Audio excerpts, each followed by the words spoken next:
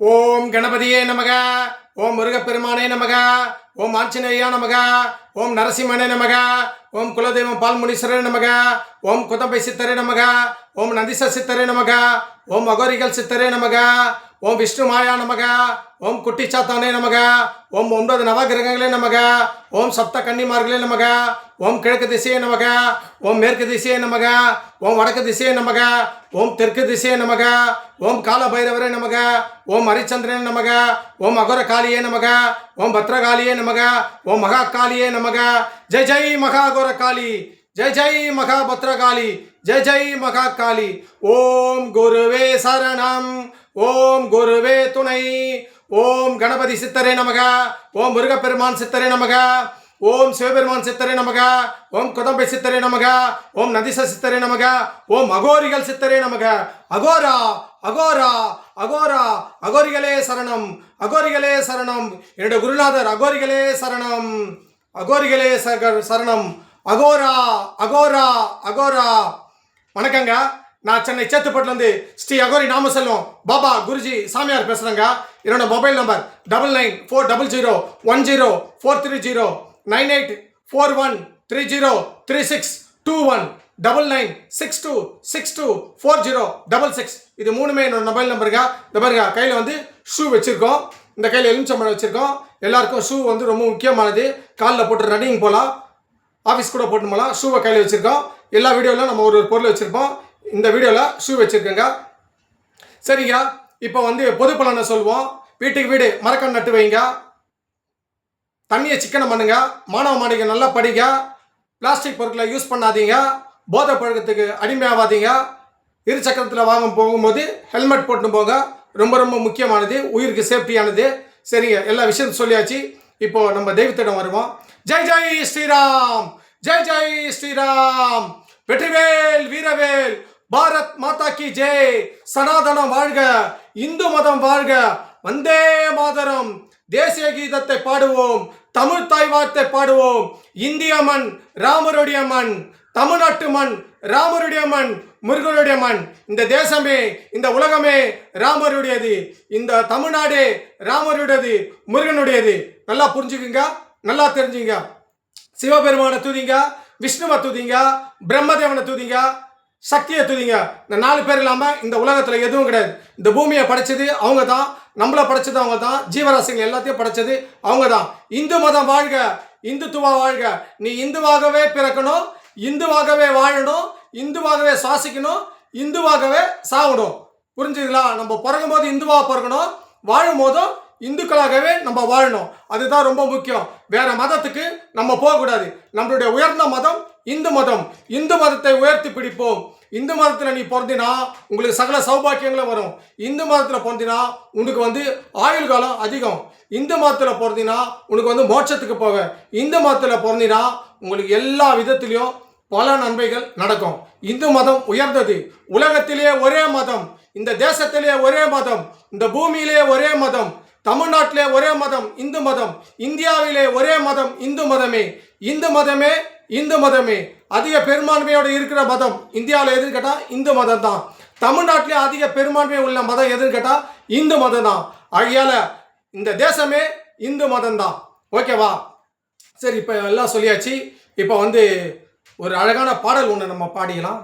வாழ்வே மாயம், இந்த வாழ்வே மாயம், வாழ்வே மாயம், இந்த வாழ்வே மாயம், தரை மீது காணும் யாவும் தண்ணீரில் போடும் கோலம் நிலைக்காதம்மா.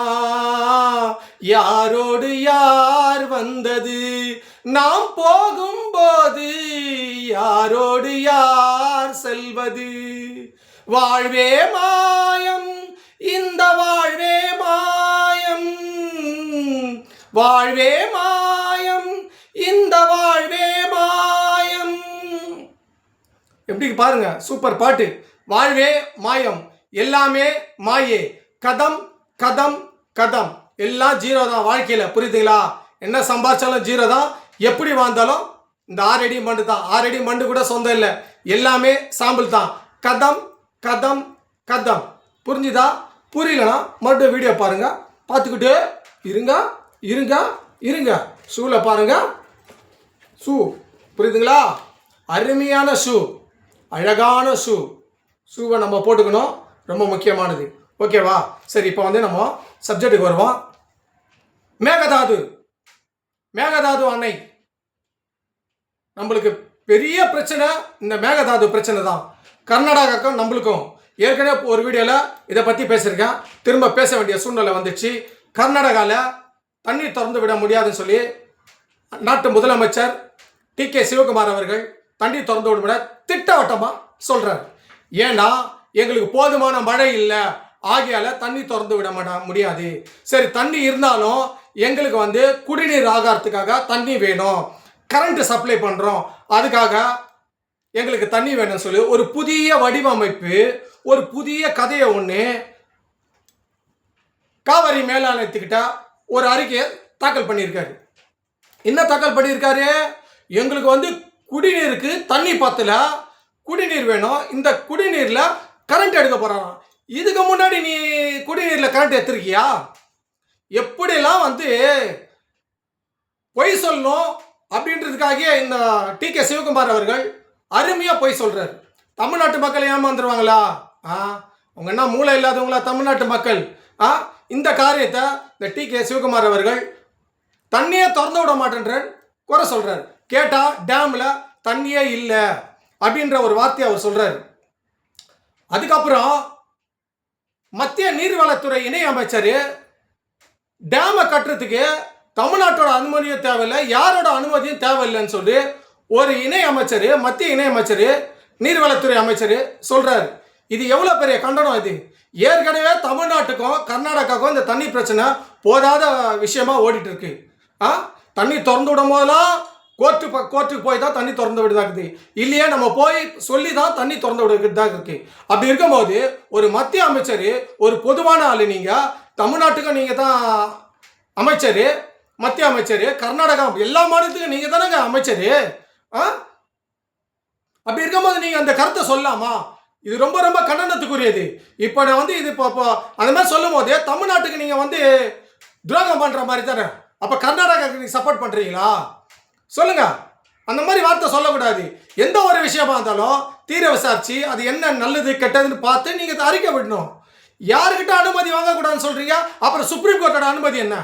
சுப்ரீம் கோர்ட்டில் கரெக்டாக சொல்லியிருக்காங்க. சுப்ரீம் கோர்ட்டோட தீர்ப்பு வந்து பக்காவாக இருக்குது. நீங்கள் வந்து சுற்றுச்சூழல் அனுமதி இல்லாமல் நீங்கள் வந்து டேமு கட்டக்கூடாது அப்படின்னு சொல்லி சுப்ரீம் கோர்ட்டு அனுமதி இருக்குது, தீர்ப்பு இருக்குது. புரியுதுங்களா? அதாவது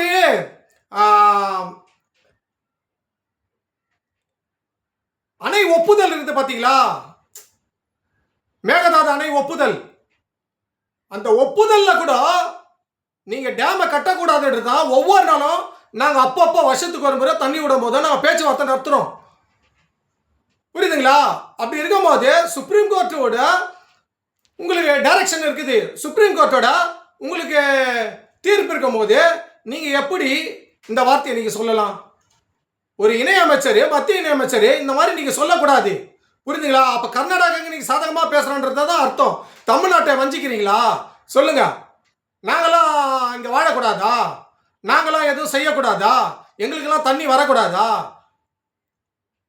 மத்திய இணைத்துறை அமைச்சர், நீர்வளத்துறை அமைச்சருக்கு மிக கண்டனத்தை நான் தெரிவிச்சுக்கிறேன். தமிழ்நாட்டு சார்பாகவும் கண்டனம் தெரிவிச்சுக்கிறேன். இன்னொரு முறை விசாரிக்காத எந்த அறிக்கையும் நீங்க விடக்கூடாது.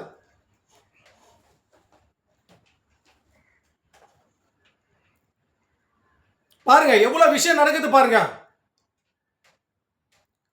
ஆணைய ஒப்புதலின்றி அணை கட்ட முடியாது என்று மத்திய அரசு எழுத்துப்பூர்வமா நாடாளுமன்றத்திலையும் சொல்லியிருக்குது.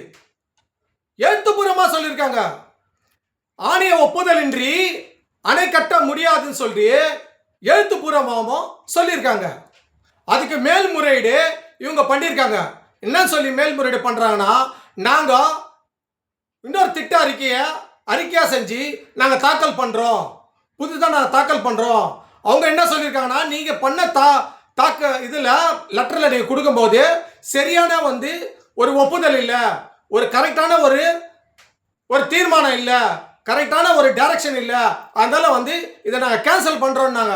ஆனால் இவங்க டி.கே. சிவகுமார் அவர்கள் இன்னொரு நாங்கள் வந்து ஒரு அறிக்கையை நாங்கள் சமர்ப்பிக்கிறோம், அதன் மூலிமா நாங்கள் ஒப்புதல் பெறுவோம்னு சொல்லிட்டு அவர் பகிரங்கமாக சொல்லியிருக்காரு. இன்னும் அது முடியல, இந்த கதை முடியல. இந்த கர்நாடகா நம்மளுக்கும் உள்ள இது வந்து முடியல. ஆனால் இதில் மத்திய அரசு ரொம்ப கவனமாக இருக்கணும்.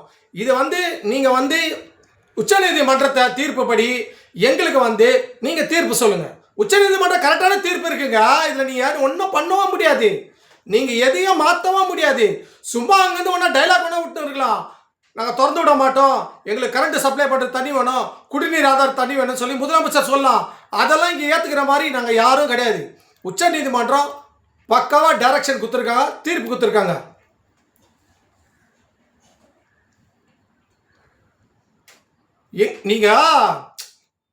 நீங்கள் தண்ணி திறந்து விடலனா விவசாயம் ரொம்ப பாதிக்கும். எங்களுக்கு விவசாயம் ரொம்ப பாதிக்கும், குடிநீர் ஆதாரம் ரொம்ப பாதிப்பு ஏற்படும். புரியுதுங்களா? நீங்கள் நல்லா யோசனை பண்ணி செய்யுங்க. கர்நாடகா முதலமைச்சர் அவர்களே யோசனை பண்ணி செய்யுங்க. இவங்க இந்த இதில் தான் நம்மளோட முதலமைச்சர் விஜய் அவர்களை நீங்கள் வாங்கன்னு கூப்பிட்டுருக்காங்க. வந்து பாருங்க, என்ன பார்க்க சொல்கிறீங்க? தண்ணி இருக்குதா இல்லையான்னு பார்க்க சொல்கிறீங்களா? நீங்கள் ஒழுங்காக தண்ணியை விட்டா தானேங்க நாங்கள் எதையும் பண்ண முடியும். முதலமைச்சரை வான்னு சொல்லிட்டு கர்நாடகா முதலமைச்சர் டி.கே. சிவகுமார் அவர்கள் கூப்பிட்றாரு. நான் தான் சொல்கிறேன், நம்ம முதலமைச்சர் போகக்கூடாது, போகவே கூடாது. நம்ம இங்கே இருந்துனே எல்லா காரியத்தையும் நம்ம சாதிக்கணும். நம்மளுக்கு கோர்ட்டு டைரக்ஷன் இருக்குதுங்க, பக்கா ஸ்டேட்மெண்ட் இருக்குது, தீர்ப்பு இருக்குது. அப்படி இருக்கும்போது நம்ம அங்கே போகணுன்ற அவசியமே கிடையாது. நம்ம சுப்ரீம் கோர்ட்டில் மேல்முறையீடு பண்ணி மனு தாக்கலை மட்டும் கொண்டு வந்தால் முடிஞ்சு போச்சு கதை, அவ்வளோதான். இதில் ஒன்றும் பெரிய விஷயம்லாம் கிடையாது. இப்போ கூட சொல்கிறேன், திட்டவட்டமாக நாங்கள் வந்து திறந்து விட மாட்டோம், நாங்கள் மேல்முறையீடு செய்கிறோம் அப்படின்னு சொல்ல. மேல்முறையீடுக்கு போங்க, தரமாக போங்க. நாங்கள் ஒன்றும் சொல்லலை. நீங்கள் உங்கள் இதை உங்கள் காரியத்தை நீங்கள் பாருங்கள். நாங்கள் எங்களுடைய சட்டப்பூர்வமாக என்ன நடவடிக்கை எடுக்கணுமோ நாங்கள் நடவடிக்கை எடுக்கிறோம். ஆனால் தமிழ்நாட்டு முதலமைச்சர் அவர்களே, விஜய் அவர்களே, நீங்கள் கண்டிப்பாக கர்நாடகாவுக்கு போகாதீங்க. ஏன்னா எல்லா கட்சிக்காரங்களும் இதை தான் தமிழ்நாட்டில் பதிவு பண்ணுறாங்க. எல்லா கட்சிக்காரும் ஒட்டுமொத்த கருத்தாக பதிவு பண்ணுறாங்க, நீங்கள் போகக்கூடாதுன்னு. இப்போ பாருங்கள், அனைத்து கட்சி கூட்டம் வர 3ஆம் தேதியோ 2ஆம் தேதியோ அனைத்து கட்சி கூட்டம் கர்நாடகாவில் கூடுறாங்க. இந்த காவிரி பிரச்சனைக்காக அனைத்து கட்சி கூட்டத்தை கூட்டி அவங்க ஒரு தீர்மானமாக எடுத்து அதை அறிக்கையாக வெளியிடுறாங்க. தமிழ்நாட்டில் மதிப்புக்குரிய மரியாதைக்குரிய விஜய் அவர்களே, நீங்களும் அனைத்து கட்சி கூட்டத்தை நீங்கள் கூட்டுங்க. இதில் வந்து தண்ணி பிரச்சனைங்க, தமிழ்நாட்டோட பிரச்சனை இது. இது ஒரு கட்சியோட பிரச்சனை கிடையாது. திமுக பிரச்சனை கிடையாது, அண்ணா திமுக பிரச்சனை கிடையாது, தாவைக்கா பிரச்சனை கிடையாது, பிஜேபி பிரச்சனை கிடையாது, காங்கிரஸ் பிரச்சனை கிடையாது. இந்த பிரச்சனை அது கிடையாது. இது வந்து தமிழ்நாட்டோட மக்களுடைய வாழ்வாதார பிரச்சனை. புரியுதுங்களா? அப்படி இருக்கும்போது முதலமைச்சர் அவர்கள் விஜய் அவர்கள் கண்டிப்பாக அனைத்து கட்சி கூட்டத்தை நீங்கள் கூட்டுங்க. இதில் என்ன தப்பு இருக்குது? நம்ம தமிழ்நாட்டுக்காக தானே கூட்டுறீங்க. இதில் என்ன உங்களுக்கு என்ன ஒரு நீங்கள் ஒரு தயங்குறீங்க? எதுக்கு தயங்குறீங்க நீங்கள்? ஏன் நம்ம ஏன் தயங்கணும்? அவங்களே அனைத்து கட்சி கூட்டத்தில் கூட்டுறாங்க, எல்லாரும் கலந்துக்கிறாங்க. இப்போ மறுபடியும் அனைத்து கட்சி கூட்டத்தை கூட்ட போகிறாங்க. 2ஆம் தேதி 3ஆம் தேதி மறுபடியும் ஒரு அறிக்கை விட போறாரு. அப்படி இருக்கும்போது நீங்களும் ஒரு அனைத்து கட்சி கூட்டத்தை நீங்கள் கூட்டுங்க. கூட்டிங்கன்னா நம்மளோட கருத்தை ஒத்துமொத்தமாக நம்ம பிரதிபலிக்கும். அப்போதான் அந்த மாநிலத்துக்கு ஒரு பயம் ஏற்படும். எல்லா கட்சிக்காரங்களும் கூட்டிட்டாங்க, இப்போ வந்து அவங்க ஒரு மனதா தீர்மானம் போட்டு நம்மளுக்கு அறிக்கையாக விடுறாங்கன்னு சொல்லி ஒரு ஸ்டேட்மெண்ட் பக்கவாக இருக்கும். அதுக்கு தான் சொல்கிறேன், அனைத்து கட்சி கூட்டத்தை நீங்கள் கூட்டுங்க. இதில் வந்து எந்த கட்சி பாகுபாடாக இருக்க வேணாம். நம்மளோட மாநிலத்தோட, தமிழ்நாட்டோட மாநிலத்தோட இது ஒரு பிரச்சனை, பெரிய பிரச்சனை இது.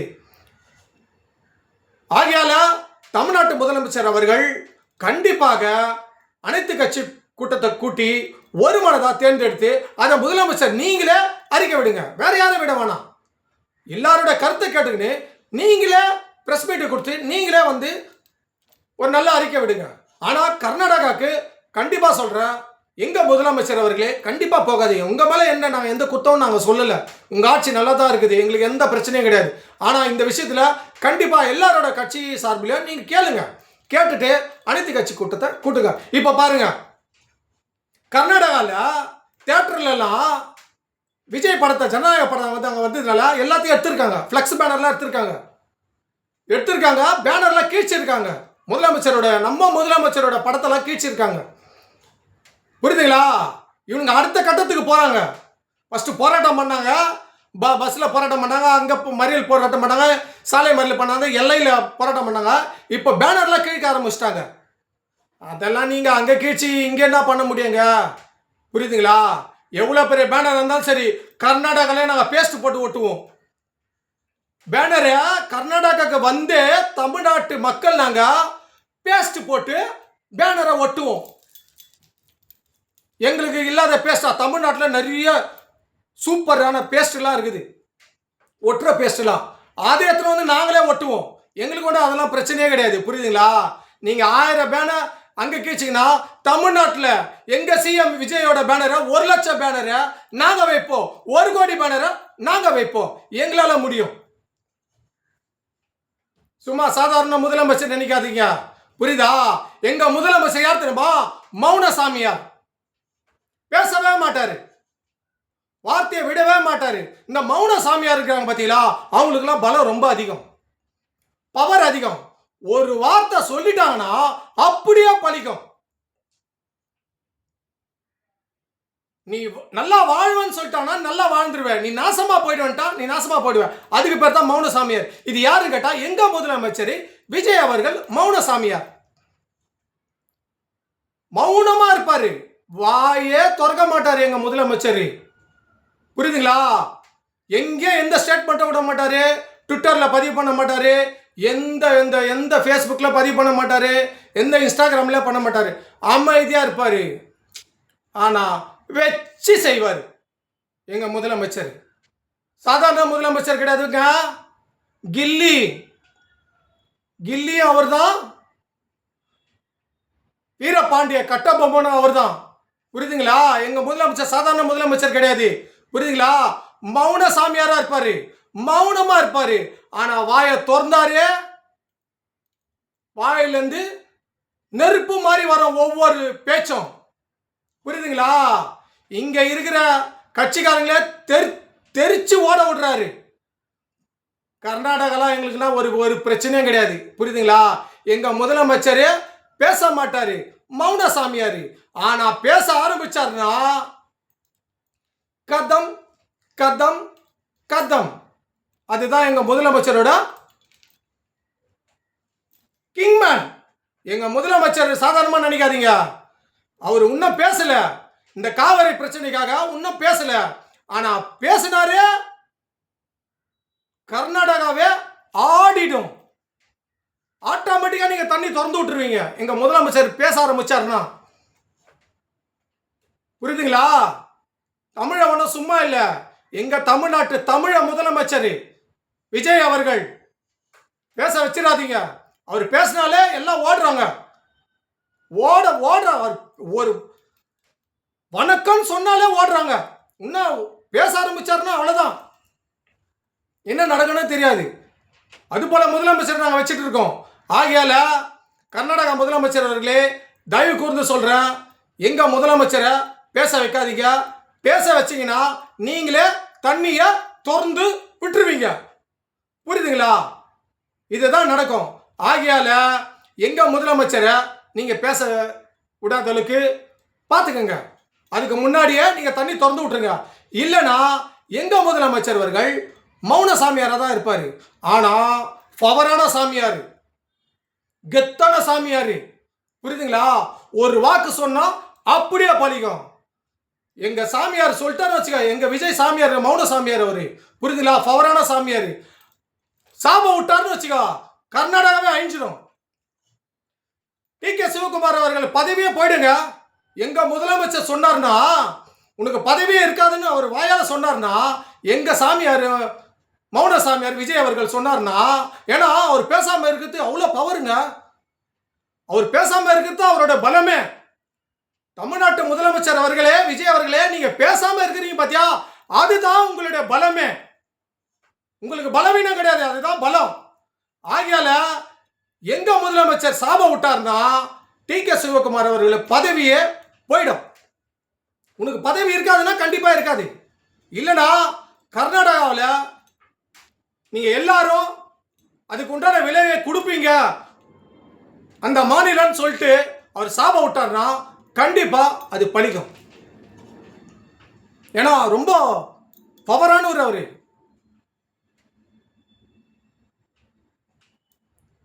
சொல்றது புரிஞ்சுக்கங்க, புரியுதுங்களா?